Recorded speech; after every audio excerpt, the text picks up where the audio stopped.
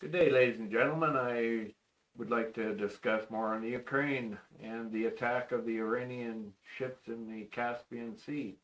I think this is of importance to us because it can escalate the involvement of many countries into the war in Ukraine and the war in Iran. So, Cal, you thought this was a bad idea that Iran was attacked, that Iran was attacked? I would think that the Ukrainians have enough on their plate with Russia, and they don't need to be attacking third party countries in order to expand the war past their own borders. To me, that's foolish. Well, I look at it differently. I mean, you've got all these Middle East countries asking Ukraine for protection from the missiles from Iran. And for years now, Iran has been supplying Shahed drones to kill civilians in Ukraine. And isn't it logical that the attacking of supply ships in the Caspian Sea would stop weapons from going to Russia to kill Ukrainians, and vice versa? It would prevent weapons and materials essential for Iran to bomb the Middle East from getting to Iran.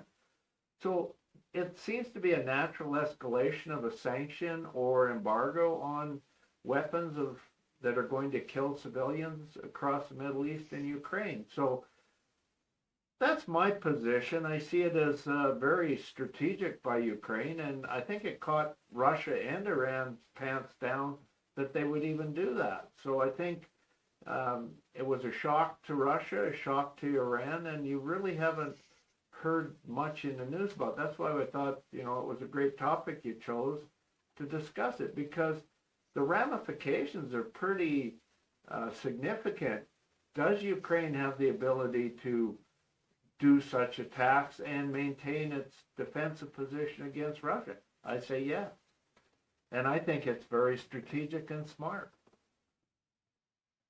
Good. We'll find out. I think what has to happen here is you have to look at the timing of this. Zelensky was over to meet Trump just recently. There Yeah. was no media allowed in the meeting. His meeting with Trump followed a meeting with Netanyahu. There was no media allowed in the meeting.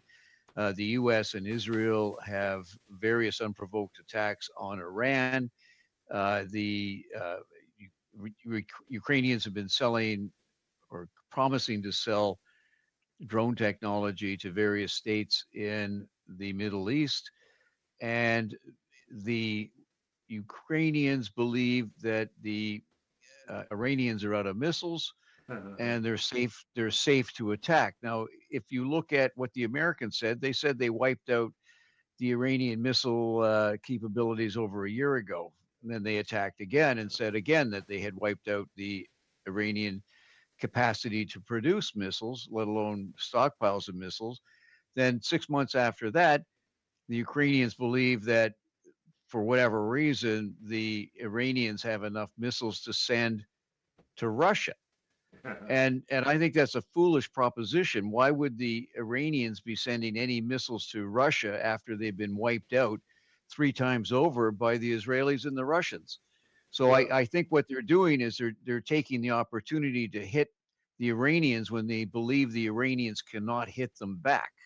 I don't think that's the case. Ukraine has capable defense against most missiles, and the USA and Israel know they need further defense, and there was a closed door deal with Zelensky to uh, be able to build Patriot missiles for Ukraine, and that's why the closed doors meeting is Trump had said, yeah, go ahead, build the Patriot missiles. And the reason was the U.S. is out and the Israelis are out and Ukraine is out and they need more. And Ukraine has the manufacturing capability of probably producing them cheaper than either the Israelis or the USA can. So it's a smart move on the part of Trump and Netanyahu to draw Ukraine into the war and to sanction the um, boats in the Caspian Sea and ships. And if Trump wasn't suspect of being a Russian agent, this does not cover up the fact that he probably is a Russian agent, because he is trying to quietly uh, make this alliance with Ukraine without ticking off Putin. And that's sort of, I don't know how to describe it to you, but I see why, Trump normally would have been up in arms saying Ukraine is executing our embargo, Ukraine is doing that, but he's not saying that in the news. We see some of his actions. He was pressured into aligning with Ukraine to do the Patriot systems by Netanyahu. Trump isn't the advocate of sanctioning Iran and Russia from supplying Iran with Shahis to attract to attack U.S. troops and cause deaths and injuries to U.S. military in the region. You would think Trump would have went on the news and said, "Yahoo! We're finally got a country stopping the supply of weapons to Iran. Now that we obliterated all their weapons, Russia is now supplying them, and Ukraine came along and stopped the supply of weapons to save civilian lives and to save U.S. military lives in the Middle East." And he didn't do that. To me, that shows the compliance of playing as a double agent for the Russians. And I think history will show this as a very pivotal point in the relationship between Putin and Trump. And more will come on this topic in the next few weeks, I'm sure. So watch the news and look at it from the line that Trump is an agent of Putin. And you'll start to understand some of the actions.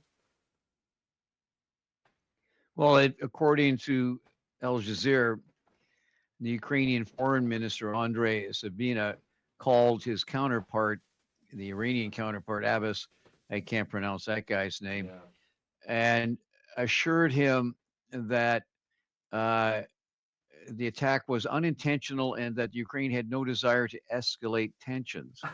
So it appears, and again, so that those two statements cannot be true. Zelensky was doing the happy dance, and his foreign minister is trying to smooth it over. Now the other issue, of course, is the Israelis got involved because they're loving every minute of this. Yeah. They think it's great that another country is striking Iran, and I think it's absolutely foolish. The sooner they wind that war down, the better it'll be for everybody. And the trouble is, it's escalating, and I don't think the Iranians have extra weapons to hand, to waste them by handing them to Russia. I think Russia's got everything it needs. I think that vessel was, as they said it was simply a merchant vessel, and the Ukrainians actually killed an Iranian sailor. Yeah, So I think don't the believe Iranians. that. I don't believe that for a minute. I mean, and any ship that's hauling cargo to and from Russia to Iran is probably a legitimate target. And the reason being is that Iran has, since Russia started the war against Ukraine, has supplied Russia with Shahed drones and the capability of manufacturing them. So the transfer of weapons is real, and that makes them a legitimate target. And, I do believe the surveillance capabilities of Ukraine is far superior than that of Iran's, and they've stated, and they were the ones that tipped the news media off, that Russia was giving the geolocations via Russian satellite to Iran to target military establishments and military targets of the U.S. in the Middle East region. And it was verified, apparently, and Trump says nothing about that. So to say that, we have to take the word of Iran that it was just a normal ship going across. No, I don't believe that for a minute. Ukraine has pretty sophisticated access to their own satellites and information, and probably people on the ground that are informed of who and where to strike. The escalation factor, well, don't shit in somebody else's cornflakes and kill their citizens, maybe you won't be targeted. So these mercenary actions, the supplying of weapons by Iran to Russia to kill Ukrainians, no, that's legitimate targeting. And I think it's a message for, there's a dozen countries supplying mercenaries to fight in Ukraine. And, if Ukraine can touch you, I think they have the legitimate right to touch your shipments of goods and military equipment and men to and from Russia. And that means Korea. I mean, look at North Korea. They supplied men tens of thousands. Can I interrupt? Sure. So if I understand your position is anybody that assists Russia in any manner is a legitimate target for the Ukraine. Yeah. Okay, so let's look at NATO, and you can tell me, do you disagree that NATO is providing military support for the Ukraine? Yeah, they are. Okay, let me I mean, go it's through. a security issue. It's a European security issue. Well, let me Well, carry your idea. Russia can target any of them if they want. Okay, so that's Albania, Belgium, Bulgaria, Sure. Canada, Croatia, Czech Republic, Sure. Denmark, Estonia, Finland, France, Germany, Greece, Hungary, Iceland, Italy, Latvia, Lithuania, Luxembourg, Montenegro, Netherlands, North Macedonia, Norway, Poland, Portugal, Romania, Slovakia, Slovenia, Spain, Sweden, Turkey, United Kingdom, and United States. So those are all now legitimate. Those are legitimate targets for. Yeah, we're already at World War III. They're legitimate targets, but are you going to go provoke a bear? I mean, just because the bear's standing there, protecting the flock, doesn't mean you go attack the bear.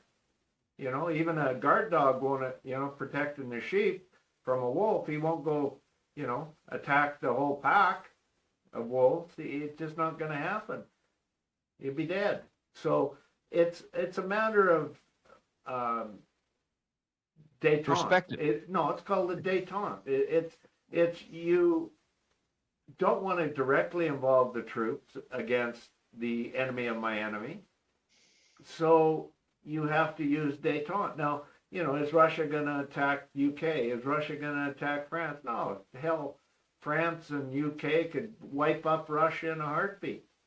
They've got the military might, whether it shows on paper or not. They're not paper tigers. Russia is a paper tiger. They've been weakened so much by the Ukraine conflict that they're not stupid enough to go attack countries that would rally and have regime change in Russia in a heartbeat. No, so you're not comparing apples to apples, oranges to oranges. Countries like rogue states like Iran and North Korea, yeah, they're legitimate targets because they're basically targeting every country in the world. And that's the problem, is you're trying to compare rogue nations with civilized nations that are only interested in peace terms and not having conflict, which is a détente. Can I interject again? Sure. Well, first of all, détente means relaxation of strained relations. It's negotiations, and let's look at the terrorists that we speak of.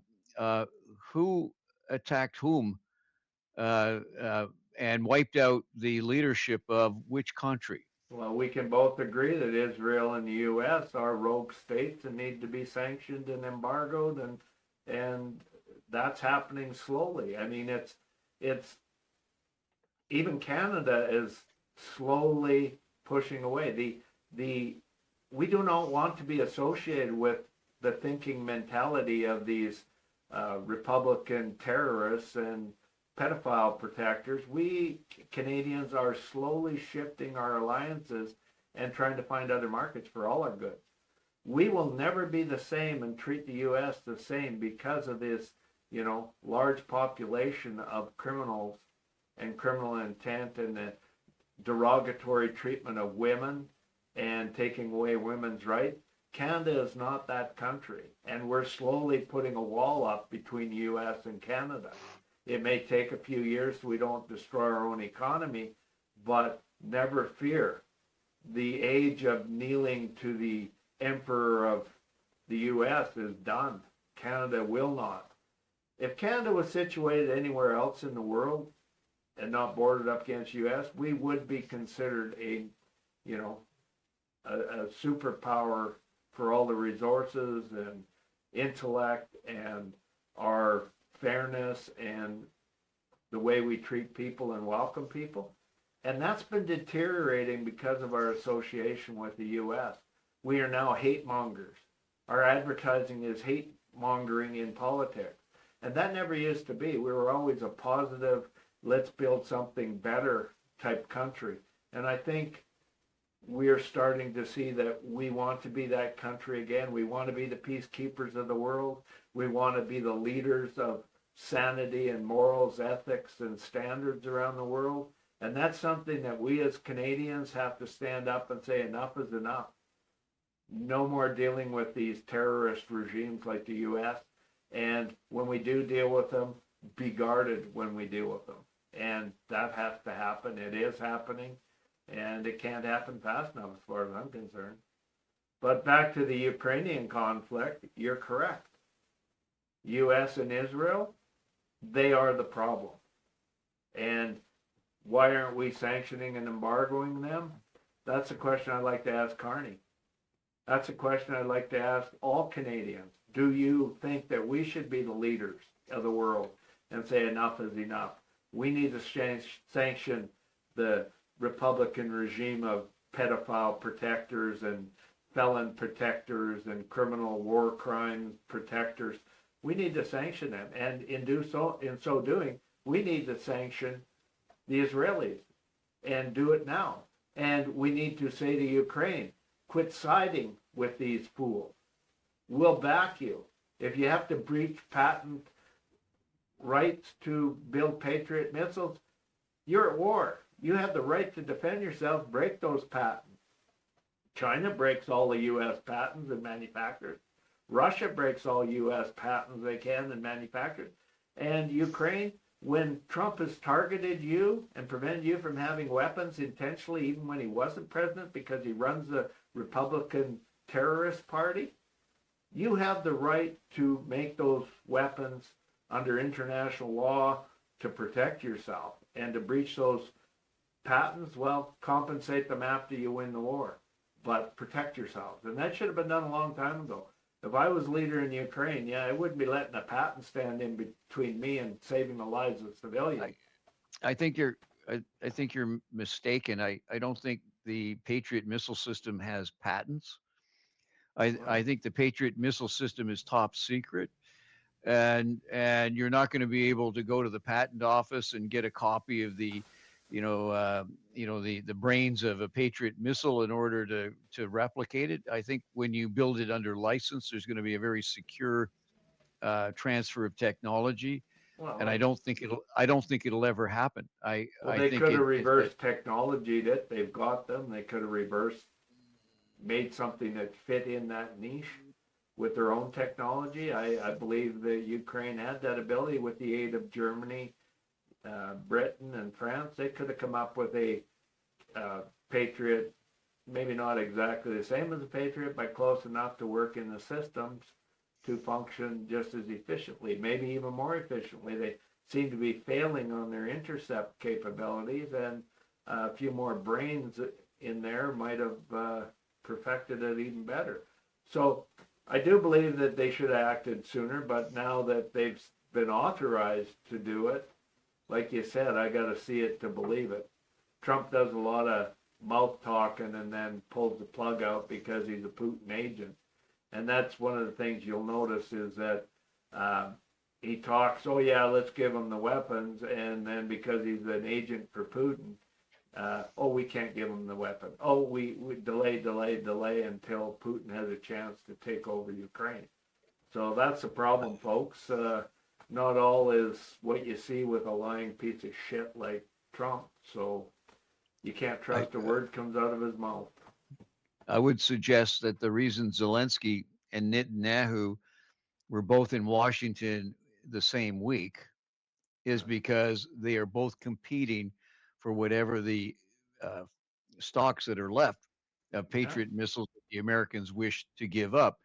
And I would suggest that every time the Americans and the Israelis have a ceasefire with Iran, It's simply time to reload. Uh, So I don't think they're going to be giving missiles to either Israel or the Ukraine in the very near future. no. I But think they're that's why both they out of were luck. competing for that, and that's why they come up with a pressurized plan for Ukraine to start taking out ships in the Caspian Sea. And it's an embargo set down by Netanyahu, who seems to have goods on Trump to get him to do whatever he wants, because Trump doesn't want to cause a problem with Putin, yet Netanyahu wants to make sure Iran is brought to its knees. And by involving Ukraine and pressuring Ukraine into it, I think there was some negotiations for these Patriot missiles where Israelis have some and stockpile them for just this event, and maybe negotiating with Ukraine to give them to Ukraine if they do what they're told. And it's the old adage of, pay to play, and Ukraine may be pressured to attack Iran even more in the near future. We won't know because it's all closed door negotiations, but the writing's on the wall that Netanyahu is definitely pressuring Ukraine and pressuring Trump to escalate in Iran. Putin and China are saying de-escalate, and I think there's some real issues going on that we won't be privy to, but historians will inform us, once Trump is out of power and the Republican terrorist party is held to account, we'll find out what the truth of those meetings behind closed doors really were. Till then, armchair generals and speculation. That's the best we can do, and hope it doesn't escalate. Well, apparently Kiev is 1,200 miles away from Iran, well within the flight path of the Iranian missiles. Yeah. If the Iranians decide to strike, Ukraine, it'll be a disaster, I think, for both countries, and it'll be in the next week or two. I don't think Iran has missiles to waste on Ukraine. Yeah, that's the point. They're not sending them, and they know how efficient Ukraine is already set up in a war situation. Knock them out of the sky. A small percentage will make it through, so it's a waste of resources. And Russia has the manufacturing of their Shaheeds, and the worst that's going to happen is you see that in the last day or two as Russia increased their barrage on Ukraine civilians and infrastructure, which is war crimes, and that's a retaliation for going at Iran. And if you're Ukraine, oh well, it's do you get the Patriot systems or don't you? And I guess you're gonna have to attack ships in the Caspian Sea to force Trump and Netanyahu to give you access to Patriot missiles. So there's a lot more going on than meets the eye, folks. We can't see behind the closed doors, and we definitely try to look under a rock, but this rock is too heavy to lift to even get a bird's eye view under it. Let us know in your comments what you think and what's happening over there in Ukraine. I'm sure there's lots of people with opinions other than us. I do like that Ukraine got rid of a couple of generals and the Minister of Defense. There was conflict in the ranks of their military, and when you have conflict, old versus new ideologies, there's sometimes the old dinosaurs don't change, and sometimes the young ones think they know more than they do, and it causes a conflict. I think putting a new general in charge of the military will allow that development of the old war methods and the new war methods to benefit Ukraine. It's not just one person, it's a whole army and military mindset that allows the adaptation of their strategies, and we will soon know, but these seasoned generals are still involved and will be active in helping defend Ukraine. I think it's a positive move, out with the old, in with the new. When things are going good, it's always nice to have new people with ideas to make it even better.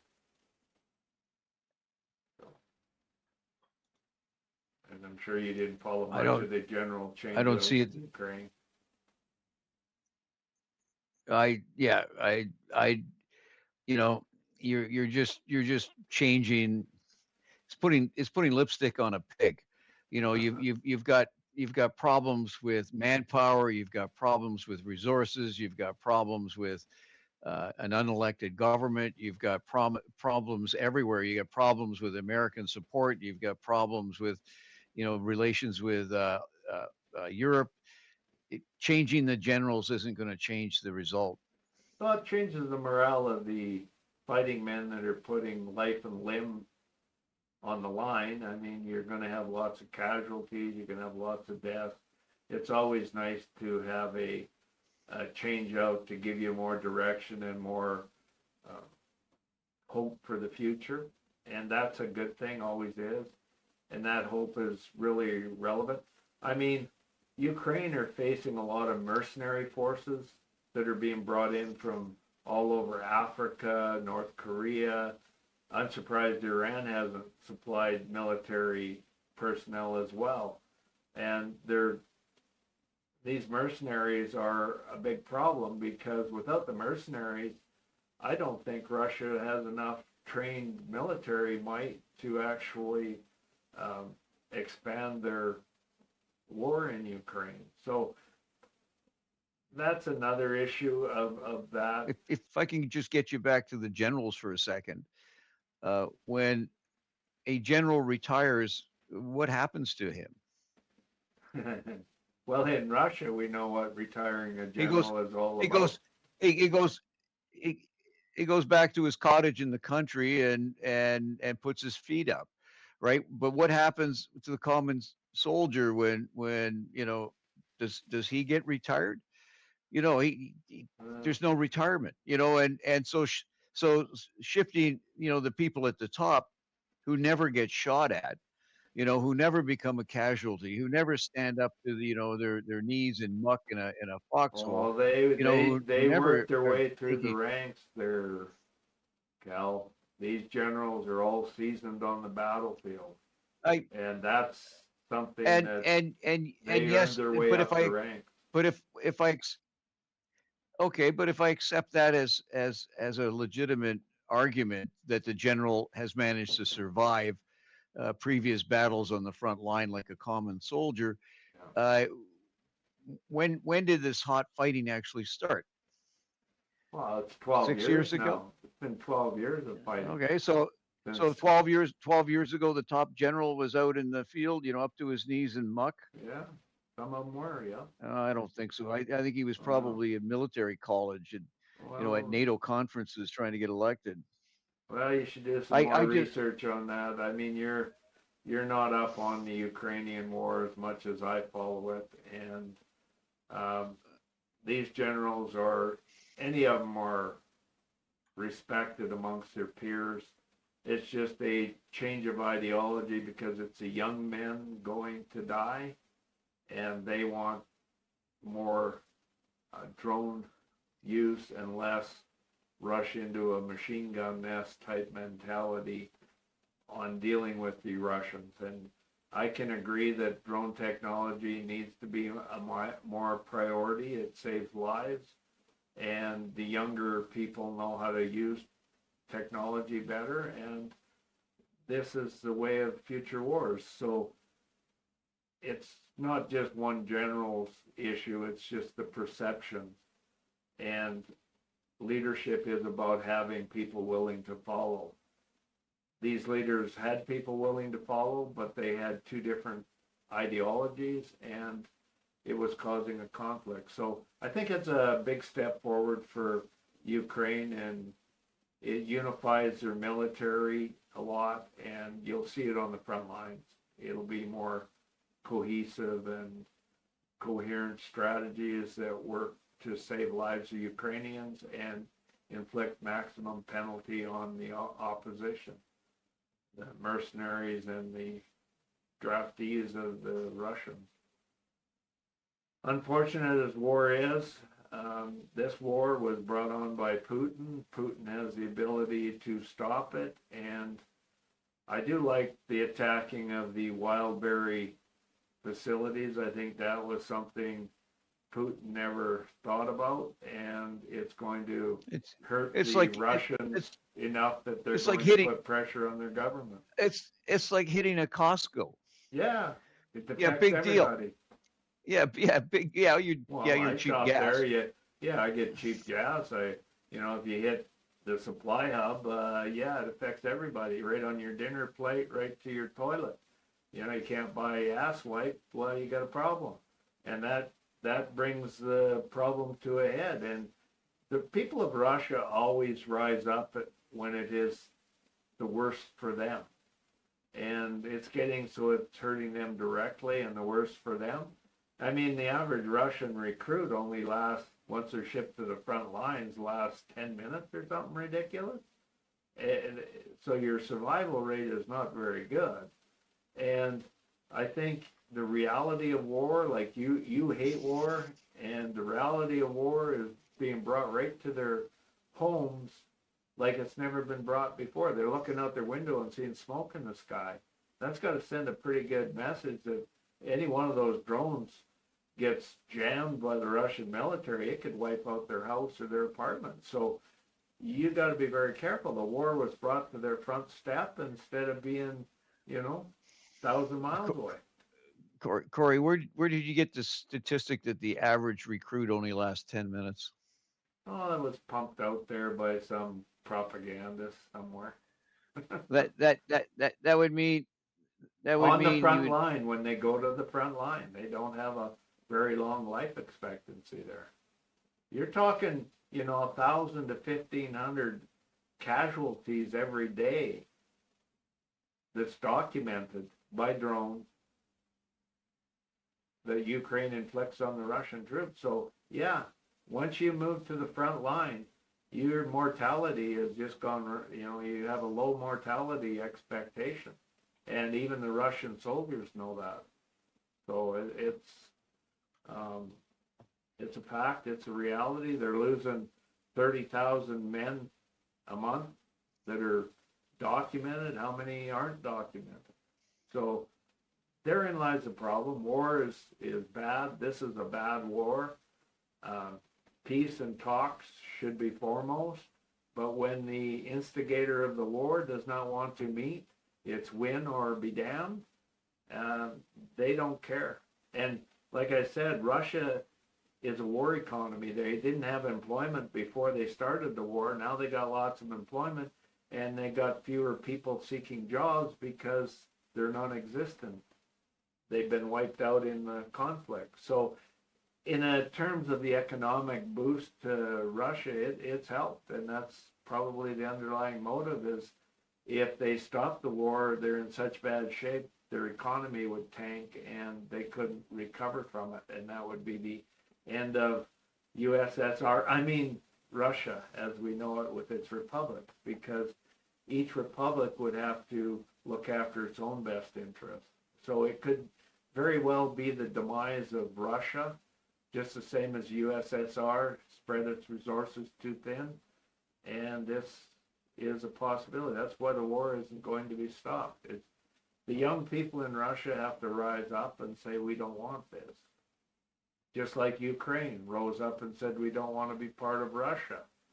And they're willing to put their lives on the table for that end. And that's what's happened there. They want a different state. They don't want to be under Russia's thumb. And I don't think there's ever going back. Even if Russia took over all of Ukraine, there would always be dissent there because they don't want to be under the thumb of people that, I guess I should say, unalive them. So yeah, so there you go, folks. That's how it works. But let us know in your comments. I'm sure there'll be lots of people supporting both our positions, but know that we both do not like war, and we think it should be stopped. But sometimes, if you're dealing with a bully, you have to stand your ground or you lose. And in this case, it's you lose your life and your future. So, Slava Ukraine. And I think Russia should cease while they're still in a position to have a ceasefire. Okay, on that note, you got any other comments you want to make? No, we'll find out whether or not it was a good idea in the next month or so. Well, I see it as a great idea. Except the supply ships off in the Caspian Sea. Take care, share, like, comment, and let us know what you think of us. Okay, bye. Yeah. Bye. Subscribe to the channel, give us a like, and please share the video. Don't be afraid to share this commercial with your friends too.